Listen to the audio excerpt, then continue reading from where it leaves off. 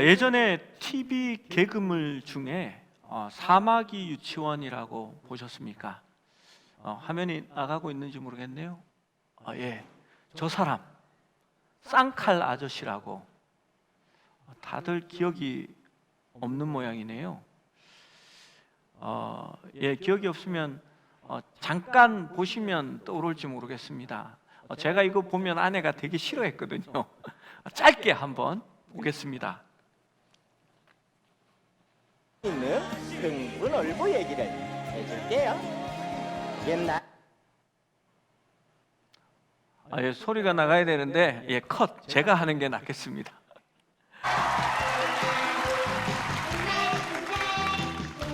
10년간 맛의 비밀을 짜고 하냐고요? 예. 짜야. 예, 꺼 주시고요. 예.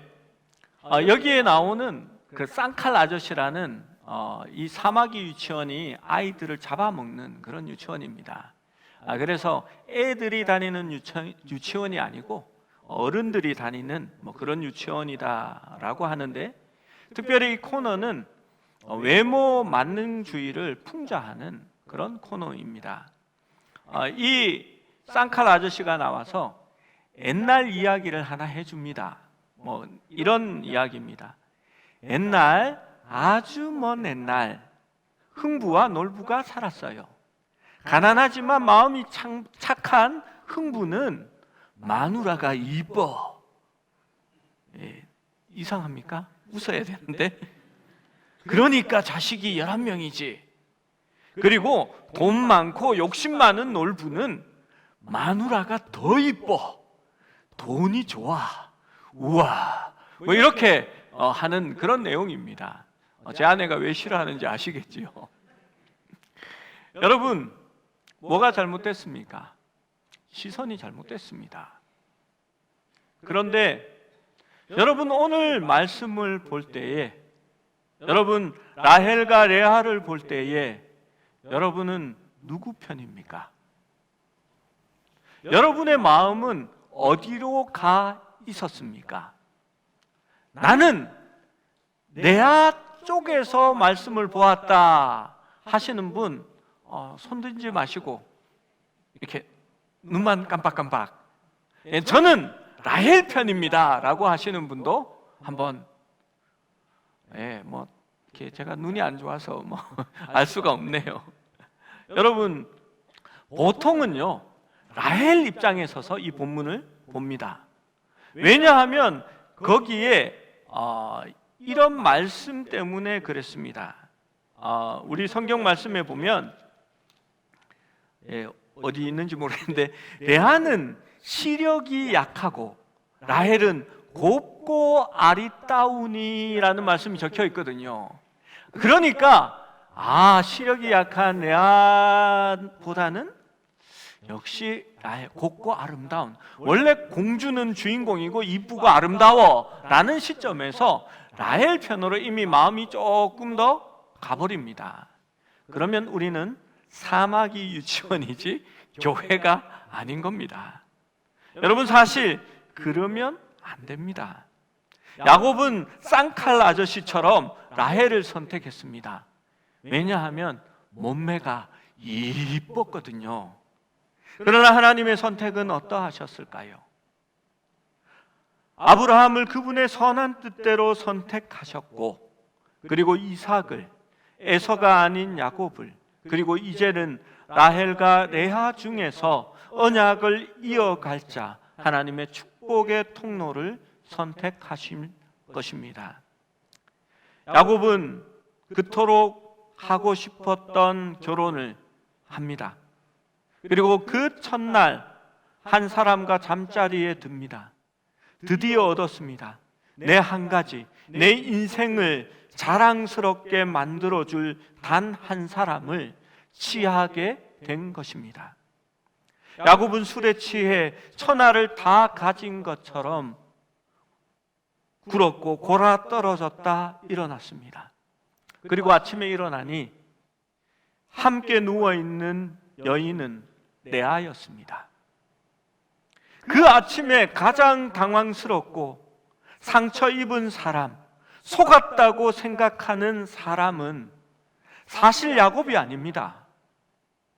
여러분 누구라고 생각하십니까? 한마디도 할 수 없는 불쌍한 레아입니다. 아리따운 레아의 눈에서는 끊임없는 눈물이 흘렀을 것이고 그는 이 상황에 대해 아무 말도 할 수 없는 처지입니다. 자기를 가장 위하고 사랑했어야 할 아버지가 욕심에 눈이 멀어서 자신을 팔아버린 것입니다. 자신이 평생 사랑받아야 할 사람에게 배신과 치욕을 떠올리게 하는 혐오의 대상으로 지금 버려지게 된 것입니다. 게다가 자신의 아버지는 7년을 더 일하는 대가로 그 동생을 7인 만에 자기의 남편의 아내로 또한 줍니다. 이제 자신은 7년짜리 헛수고가 되고 짐덩어리가 되고 말았던 것입니다. 레아는 자신이 계획한 일이 아니었습니다. 지난주에 말씀을 통하여서 레아가 이 일을 라반과 합의하여 하지 않았다라는 것을 제가 설명드렸습니다. 레아는 당연히 마땅히 사랑받아야 할 여인이었습니다. 그런데 야곱이 자기를 사랑하지 않고 그것도 동생 라헬을 아내로 맞이하여 그 동생만을 사랑하는 것은 여인으로 가장 견디기 어려운 고통이었을 것입니다. 여러분, 첫째 부인은 레아였습니다. 하나님은 그 레아의 고통을 아시고 그 레아에게 태의 문을 열어주셨습니다. 29장 31절의 말씀을 같이 읽어봅니다. 시작. 여호와께서 레아가 사랑받지 못함을 보시고 그의 태를 여셨으나 라헬은 자녀가 없었더라. 이것이 아마 전체 말씀의 요약이 되는 말씀입니다. 하나님께서 레아가 사랑받지 못함을 보시고 그의 태를 여셨으나 라헬은 자녀가 없었더라 라고 말합니다. 레아는 그 모든 거절의 세월로 인해 그녀의 인생에서 부서진 마음, 상처받은 그 마음을 다루기 위해서 무엇을 했을까요? 그녀는 아들을 낳을 때마다 야곱에 대한 그리움을 표현하는 이름으로 그 아들의 이름을 짓기 시작합니다. 루벤은 본다라는 자음을 모아서 만든 이름입니다. 하나님께서 돌보셨다. 하나님이 나의 처지를 보셨다라고 말하면서 자신의 첫 아들의 이름을 그렇게 지은 겁니다. 32절의 말씀을 함께 읽어봅니다.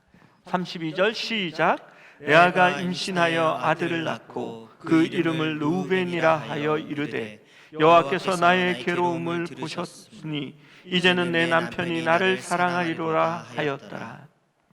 여호와께서 나의 괴로움을 돌보셨으니 루벤 하셨으니 이제는 내 남편이 나를 사랑하리로다 하였더라. 그러나 레아의 임신이 그 아들을 낳은 것이 야곱이 자신을 사랑하는 보증이 되지 못한다라는 것을 이 레아는 금방 깨달았을 것입니다. 그리고 이제 둘째를 낳고 그 이름을 시므온이라 짓게 됩니다. 시므온은 듣는다라는 뜻을 가집니다. 33절의 말씀을 함께 읽어봅니다. 시작. 그가 다시 임신하여 아들을 낳고 이르되 여호와께서 내가 사랑받지 못함을 들으셨으므로 내게 이 아들도 주셨다 하고 그의 이름을 시므온이라 하였으며. 여러분, 들었다라고 아들의 이름을 짓습니다. 내가 사랑받지 못함을 여호와께서 들었다라고 한 것입니다. 여러분, 어떻게 들을 수 있었을까요? 레아가 하나님 앞에 아뢰었을 것입니다. 나의 형편, 나의 사정, 나의 마음을 하나님께 아랠 때에 하나님께서 들으셨다 하고 그 아들의 이름을 시므온이라 짓습니다. 그리고 그 남편의 사랑이 다시 자기에게 돌아오기를 원했습니다. 그러나 시므온의 출생도 야곱이 레아에 대해 느끼는 감정을 바꾸지 못했습니다. 셋째는 레위입니다. 레위의 뜻은 무엇일까요? 연합, 애착이라는 뜻을 가지고 있습니다. 모든 지점에서 그녀는 이제 드디어 남편이 나를 사랑하지 않을까 하는 그러한 마음으로 기대하며 아기를 낳고 그 아기의 이름을 짓고 있습니다. 레위는 이 아들로 말미암아서 남편이 나와 연합하고 나에게 애착 관계를 가지게 되지 않을까라는 소망을 가진 것입니다. 당시의 문화적 기준에서 보면 완벽한 아내입니다. 레아는 아직 야곱을 포기하지 않았습니다. 야곱은 레아에게 자녀를 낳았지만 레아에게는 애정을 주지 않았습니다. 여러분, 여기에서 우리가 생각해 볼 것이 있습니다. 이 성경의 본문에서 야곱도 문제가 있고 레아도 문제가 있습니다. 야곱은 자기의 모든 갈급함, 축복이 자기가 무엇을 가지면 그렇게 될 것이라 생각했습니다. 그래서 장자권을 자기가 가지면 하나님의 축복이 있을 것이라 생각했고 그것을 속여서 가집니다. 그 다음은 아버지의 축복이었습니다. 아버지의 축복만 받으면 내가 약속의 자녀가 되고 하나님께 인정받는 사람이 될 것이라 생각했을 것입니다. 그는 형과 아버지를 속이고 다시 그 축복을 빼앗아갑니다. 그리고 이제 라반의 집으로 피난을 왔습니다. 그 외삼촌 라반의 집에서 그는 라헬을 보았고 성경의 말씀대로 몸이 빼어나고 아름다운 그 요즘 단어로 말하는 그 성적 매력을 가진 섹시한 이 여자가 나의 아내가 되면 내가 무언가 있어 보이고 존귀하게 보이는 사람이 될 것임을 생각한 것입니다. 그런데 피해자인 레아의 모습을 보면 레아도 똑같은 생각을 하고 있는 것입니다. 자신의 삶의 의미를 부여하기 원하고 자신이 가치 있다고 의미를 부여해 줄 그 자식을 낳기 위하여 하나님을 부르고 있는 것입니다. 세 번째 아이 레이를 낳았을 때 레아는 이제 남편이 자신과 함께 할 것이라는 것을 강력히 소망합니다. 그래서 레위, 연합, 애착이라는 이름을 지었습니다. 그러나 실제 그러한 일은 일어나지 않았습니다.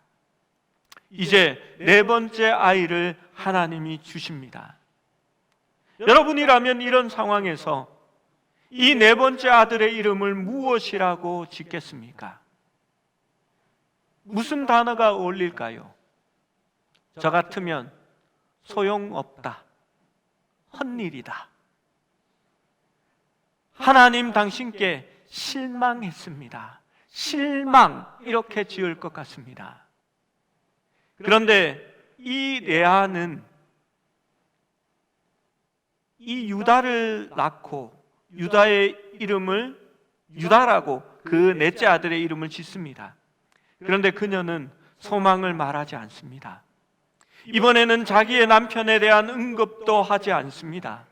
그리고 이 아이에 대한 다른 언급도 없습니다. 말씀을 봅니다. 35절 말씀입니다. 35절 시작. 그가 또 임신하여 아들을 낳고 이르되 내가 이제는 여호와를 찬송하리로다 하고 이를 말미암아 그가 그의 이름을 유다라 하였고 그의 출산이 멈추었더라. 라헬은 다른 태도를 취합니다. 그 아들로 통하여 남편의 마음을 가져보리라 라는 기대를 하지 않습니다. 레아는 이제 하나님을 찬양합니다. 그녀의 그녀가 하고 있는 모든 것입니다. 그리고 레아의 출산이 멈추었습니다. 저는 그 의미가 나는 더 이상 아이를 가질 필요가 없습니다. 나는 예전처럼 행하지 않을 겁니다. 나의 아이들이 나의 존재를 말해주는 것은 아니기 때문입니다. 나는 하나님을 찬양할 것입니다 라고 하고 있는 것입니다. 그녀는 남편에게서 마음의 가장 깊고 간절한 욕망을 떼어내어 이제 그 욕망을 하나님께 두었습니다. 자신의 아버지 라반과 남편 야곱은 레아의 삶과 생명을 갉아먹고 있었던 것입니다. 레아는 유다를 낳고 자신의 소망을 하나님께 두고 하나님을 찬양할 때에 그녀는 자기의 삶을 찾았고 자신을 죄어오던 것들에게서 자유함을 얻게 됩니다. 레아의 삶은 라반이나 야곱이 결정짓는 것이 아니었습니다. 레아의 삶과 생명은 하나님이 결정하시는 것입니다. 레아나 라헬이 모르는 것을 우리는 압니다. 그들의 마지막과 나중에 일어날 하나님의 선한 선택 말입니다. 여러분, 왜 하나님의 선택을 선하다라고 성경은 말하고 있는지 아십니까? 왜 하나님의 선하심을 맛보아 알라라고 말하겠습니까? 그 하나님의 선택에는 후회가 없으며 그릇됨이 없기 때문입니다. 하나님의 선택은 어디로 가셨으며 그 삶은, 그들의 삶은 어떻게 되었을까요? 족장들의 삶에 있어서 가장 중요한 것은 정통성이라고 말했습니다. 그리고 그 정통성은 헤브론을 후대에 누가 취하느냐가 그 정통성을 가져가는 것이라 말했습니다. 갈렙은 이방인이었지만 헤브론을 믿음으로 취하게 됩니다. 그는 이방인이었지만 헤브론을 취함으로 인해서 아브라함과 사라와 이삭과 리브가와 또 야곱이 묻혔던 그 무덤을 차지하게 되고 그 무덤의 땅을 가지는 정통성을 회복한 것입니다. 그래서 이스라엘 왕들이 모반을 일으킬 때마다 헤브론에서 그 모반을 시작하는 것을 볼 수 있습니다. 여러분, 그렇다면 헤브론에 있는 막벨라 굴에 라헬이 묻혔을까요? 레아가 묻혔을까요? 레아가 묻히게 됩니다. 레아는 아이들을 낳을 때마다 하나님께 감사하고 그것을 하나님과 연관시켜 이름을 짓습니다. 그러나 라헬은 자기 중심적인 이름을 짓고 있었습니다. 레아는 하나님 앞에 신앙을 가지고 있었고 하나님을 바라는 마음으로 여호와 하나님을 자신의 전부로 생각하고 있을 때에 라헬은 자신과 자신의 처지와 또 복줄 우상을 의지하면서 결국은 아버지의 우상 드라빔을 훔쳐 나오는 야곱과 똑같은 일을 하고 있습니다. 라헬은 첫째 아들로 요셉을 낳고 그 이름을 요셉 더함이라 짓습니다.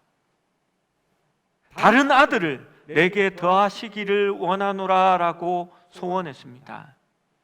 이것이 무슨 뜻인지 모르겠지만 더해진 두 번째 아들 베냐민을 출산하는 중에 라헬은 죽음을 맞이하게 됩니다. 그는 자신의 아들의 기업이 아니라 레아의 아들의 기업이 될 유다 땅 베들레헴 길가에 묻히게 됩니다. 그리고 정작 막벨라 굴에 들어가게 된 것은 레아가 들어가게 되는 것입니다. 라헬의 아들 요셉이 큰 인물이기는 합니다. 그러나 언약사의 관점에서 보면 요셉은 언약의 땅 밖으로 백성을 인도해 간 사람이 됩니다.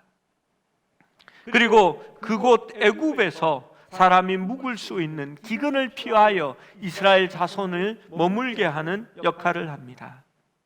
그러나 다시 그들을, 이스라엘 백성을 인도하여 하나님의 언약의 땅으로 돌아가게 하는 사람은 누구입니까?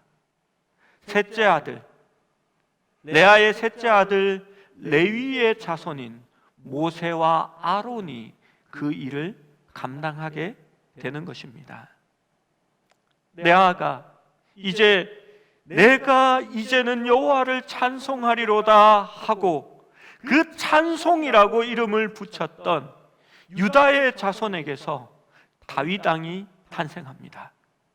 다윗 왕은 아브라함이 받았던 언약을 또다시 갱신하는 왕이 됩니다. 이전에 아브라함의 자손으로 말미암아 천하 만민이 복을 받으리라라고 했던 그 언약은 다윗에게 이르러 이제 이스라엘의 한 왕을 줄 것을 의미하게 됩니다. 그 왕 메시아는 왕이란 뜻입니다. 메시아는 이제 온 하늘에서 이 땅을 통치하실 주님이라는 것을 다윗으로 하여금 깨닫게 하십니다. 그리고 다윗의 고향 유대 땅 베들레헴에 그 조상의 기업이 있는 곳으로 호적하러 고향으로 올라가던 요셉이 동정녀 마리아와 함께 그 베들레헴으로 가서 예수님이 거기서 태어나게 되는 것입니다. 예수님은 유다의 자손이었습니다. 레아는 예수 그리스도의 어머니가 될 것입니다. 하나님은 누구보다도 레아를 사랑하셨습니다. 그녀는 아버지에게 버림받고 남편에게 사랑받지 못하는 여인이었음에도 불구하고 하나님은 레아를 사랑하셨고 품어주셨고 그녀와 함께 하셨습니다. 사실 하나님께서는 베델에서 야곱과 언약을 맺으시고 네가 어디에 가든지 이 땅에 돌아오기까지 너와 함께 하시겠다라고 했지만 야곱은 함께 하시는 하나님을 발견하지도 만나지도 못했습니다. 그 함께 하시는 하나님은 레아와 함께 있었고 그녀와 동행하고 있었습니다.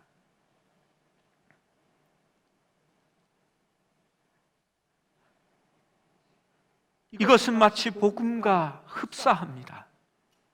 하나님은 마음이 상한 자를 고치시고 우리가 보지 못하고 알지 못하는 삶을 인도하셔서 진정한 자유와 상급을 허락하십니다.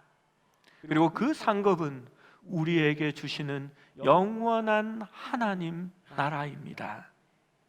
여러분, 신앙이 업적을 쌓는 것은 아닙니다.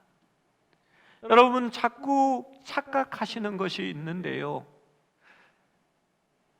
새벽 기도 40일 기도에 내가 3번, 4번은 해야 되지 않습니까? 목사님, 나는 옛날에 매년 했습니다 라고 말합니다. 여러분, 그게 무슨 상관이 있습니까? 제자훈련, 저는 제자반, 성장반, 사역자반을 다 맞춰서 훈련을 이미 다 받았습니다. 여러분, 그게 신앙과 무슨 관계가 있을까요? 신앙은 업적이 아닙니다. 신앙은 하나님과 동행함입니다. 그리스도께서 우리의 마음이 계시고 그가 우리를 인도하실 때에 내가 보지 못하는 그 길을 내가 잡을 수 없는 그 손에 이끌려서 믿음으로 순종하며 한 걸음 한 걸음 나아가고 행할 때에 순종의 그 발걸음이 바로 지금의 여러분의 신앙을 이야기하는 것입니다. 목사로 누군가를 만나고 소개받고 인사를 나눌 때가 많이 있습니다. 사람들은 야곱과 레아와 라헬처럼 자신을 돋보이게 하고 가치 있게 만들어줄 무언가 배경을 소개하기를 원합니다. 내 배우자가 어떤 사람이고, 내 자녀는 어떤 학교를 나와 어떤 직업을 가졌고, 나의 부모는 언제부터 믿었으며 어떠한 일을 했고, 교회를 몇 개나 지었고, 직업은 어떻고, 우리의 재력은 어떻고, 또 명예를 내세우는 이들을 만나게 됩니다. 묻지도 않았고 궁금하지도 않고 제게 필요한 정보도 아니며 알고 싶지도 않은데 굳이 이야기를 합니다. 여러분, 그것들이 나 자신을 나타내는 위치로 끌어올려질 때에 그것은 여러분의 우상이 되어버리는 것입니다. 당신의 자녀, 남편, 재산, 명예가 당신의 모든 것이라면 그 모든 것의 단점은 당신에게 큰 위협이 될 것입니다. 왜냐하면 땅에 있는 것은 불가피하게 부패와 불안정함을 나타내기 때문입니다. 잠언 31장 30절은 이렇게 말합니다. 고운 것도 거짓되고 아름다운 것도 헛되나 오직 여호와를 경외하는 여자는 칭찬을 받을 것이니라. 그렇습니다. 여러분, 야곱이 생각한 그 아름답고 고운 것도 헛된 것입니다. 여러분, 무엇이 여러분의 신앙을 말해주고 여러분의 속사람의 갈급함을 채워주며 여러분을 영원히 목마르지 않을 여러분에게 영원히 목마르지 않을 생수가 되어 줄 것이라고 생각하십니까? 남편의 지혜로움요? 아니요. 권사님이 제게 인사하면서 제게 남편이 있었는데 훌륭한 분이고 책을 수십 권 썼지만 먼저 돌아가셨다라고 얘기를 하셨습니다. 소용없었다라고 고백합니다. 자기에게 준 것은 상처와 우울한 마음뿐이었다 고백합니다. 여러분, 내 남편의 직업, 돈, 재력, 내 자녀가 어떤 사람인가? 그것은 우리의 정체성을 말해주는 것은 아닙니다. 우리가 의지하고 의미를 두었던 것들은 병들고 늙고 외면하고 쉽게 사라지게 될 것입니다. 그러면 나는 더 나은 여자, 더 나은 남자, 더 나은 직장을 구해야 할까요? 한 손녀가 할머니에게 물었습니다. 할머니는 누가 만드셨어? 하나님이 만드셨지. 그럼 할머니, 나는 누가 만들었어? 물론 너도 하나님이 만들었지. 그 똑똑한 손녀가 이렇게 말합니다. 하나님이 실력이 점점 더 좋아지고 있어. 하나님 실력이 점점 좋아진 게 아니라 우리가 늙어가고 못나지고 있기 때문입니다. 이 멋진 아내를 내 팔에 안고 결혼하면 마침내 행복해질 것이라고 그렇게 야곱은 생각합니다. 불쌍한 레아는 내 자식으로 인해 나는 사랑받을 것이라 생각합니다. 여러분, 하나님의 교회 안에서 내 아들이 판검사가 되고 재벌이 되면 당신의 인생이 가치 있고 존중받는 축복의 세계로 들어간 것일까요? 하나님은 결코 그것을 우리에게 말하지 않습니다. 혹시 그것이 육신의 정욕, 안목의 정욕, 이생의 자랑이 되는 것은 아닐까요? 그것이 당신의 명함이 되고 당신의 존재가 되게 하지 마십시오. 자기를 위해 땅 위에 있는 썩어질 것에 삶의 의미와 가치를 부여하는 것은 새로운 우상 숭배의 한 형태가 될 것입니다. 여러분을 말하는 것은 여러분의 남편이나 자녀나 재력이나 가진 과거의 명예가 아닙니다. 여러분을 나타내는 것은 여러분 마음속에 있는 예수 그리스도뿐입니다. 그의 영이 있으면 당신은 언약의 자손이며 존귀한 자이며 하나님의 자녀가 되는 것입니다. 하나님의 영이 우리 속에 있다면 영으로서 몸의 행실을 죽이고 무릇 하나님의 영으로 인도함을 받는 사람이 곧 하나님의 아들이요 존귀한 자라고 성경은 우리에게 알려주고 있는 것입니다. 우리가 하나님 앞에 곧 서게 될 것입니다. 여러분은 그 하나님 앞에서 그 하나님의 사랑을 받기 위해서 무엇을 내세울까요? 나에게는 아리따운 아내가 있습니다. 나는 자녀를 6이나 낳았습니다. 그 자녀 중에는 누구가 있고 그들은 직업이 어떻습니다 라고 말하면 여러분의 신앙이 드러나고 하나님이 잘했다 내 아들아 내 딸아 하시겠습니까? 아닙니다. 하나님은 우리의 속에 그리스도의 영이 있는지 없는지만을 보실 것입니다. 그 영이 있는 자는 하나님께서 존귀한 자라 말씀하시고 자신의 아들이요 자녀라 라고 말씀하시는 것입니다. 사랑하는 여러분, 레아는 그것을 취했습니다. 그래서 레아는 존귀한 사람이 된 것입니다. 여러분, 우리가 생각하는 헛된 우상 숭배를 내려놓아야 합니다. 한국 교회가 이렇게 변해버린 것은 여러분 우상인 것을 축복이라 말하고 있기 때문입니다. 여러분, 자기를 위하여 돌단을 쌓고 자기를 위하여 쌓은 돌단은 반드시 우상이라 성경은 말합니다. 성경에서 하나님을 찬양하고 하나님을 섬기는 사람은 자신을 위하여 돌을 쌓은 사람들이 아니라 여호와 하나님을 위하여 그 단을 쌓은 사람들이었습니다.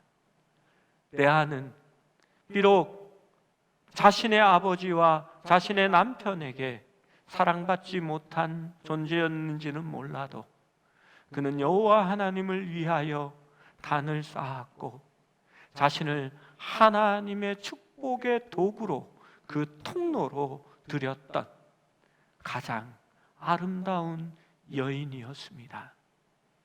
사랑하는 여러분, 우리는 레아와 같은 삶을 살기를 원합니다.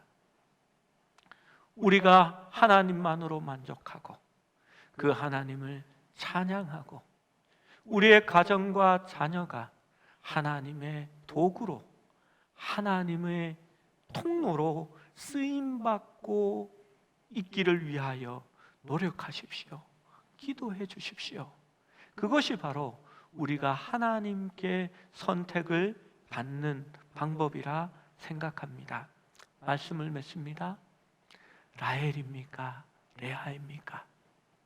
질투를 위해서, 나를 위해서 단을 쌓고 이름을 짓는 사람입니까? 아니면 하나님만을 찬양하고 그 하나님의 선택으로 살아가는 사람입니까? 우리의 삶이 온전히 하나님 앞에 드려지기를 원합니다. 그 하나님이 사용하시는 하나님의 통로가 되기를 원합니다. 이 시간 함께 기도하시겠습니다.